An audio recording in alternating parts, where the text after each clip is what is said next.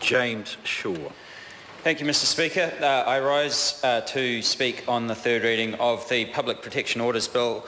I'm going to restrict my comments to that bill rather than to the Extended Supervision Orders Bill, which we will be supporting, but we will not be supporting the Public Protection Orders Bill. I just wanted to start by responding to some of the comments from the New Zealand First Member, Mr O'Rourke, in comparing people who are under public protection orders with prisoners of war as a justification that this isn't punishment but is detention. I suspect that the prisoners of war who built the bridge over the River Kwai would argue that while they were being detained that they were not being punished. And I suspect the same would be true of those who are still in detention in Guantanamo Bay. But I know that this legislation does contain a number of safeguards that are designed to ensure that these detainees, these people who are subjects to these orders, do not suffer the kinds of punishments that those prisoners of war did. So it's good to know that people who are subject to these orders will not be waterboarded. I do accept that these individuals do exist. I accept that they pose an extremely serious risk.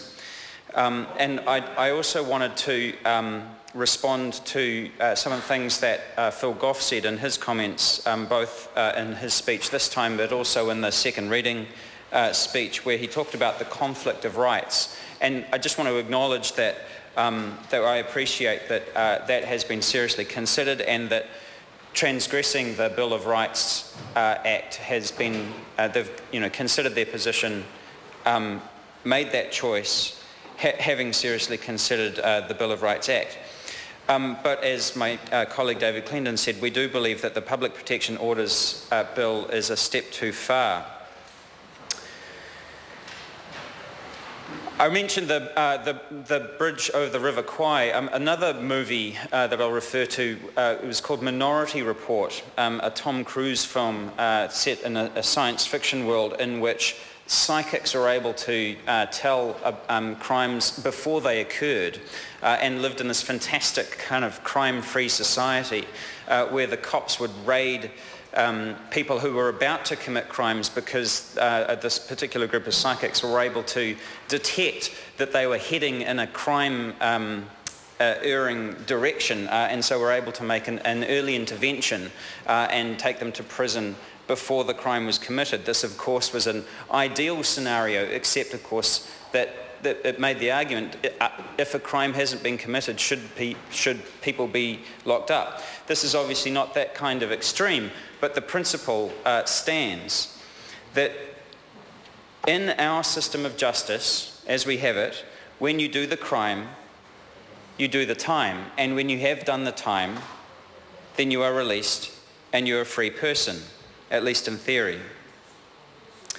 So the reason I'm curious about the Public Protection Orders Bill is how necessary is it that we introduce an additional piece of legislation in addition to all of the pieces of legislation that we already have, when the Law Society itself has said that it is unnecessary, when you consider that we're designing a piece of legislation to deal with perhaps one person a year, when we have the Mental Health Act, the Intellectual Disability, Compulsory Care and Rehabilitation Act, and we're about to pass the Extended Supervision Orders Bill. By definition, these people who pose this kind of risk have severe dysfunction. That's written into this bill. Surely, if they are that mentally impaired, they are already covered by one of the other 3 or 4 pieces of legislation that we have.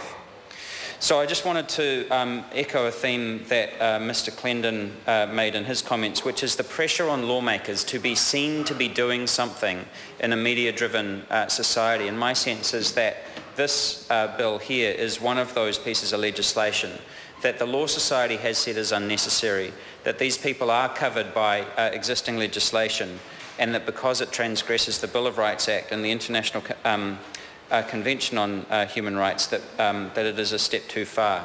It's erring in the direction of populist law and order rather than a proper justice system. So with that, thank you very much.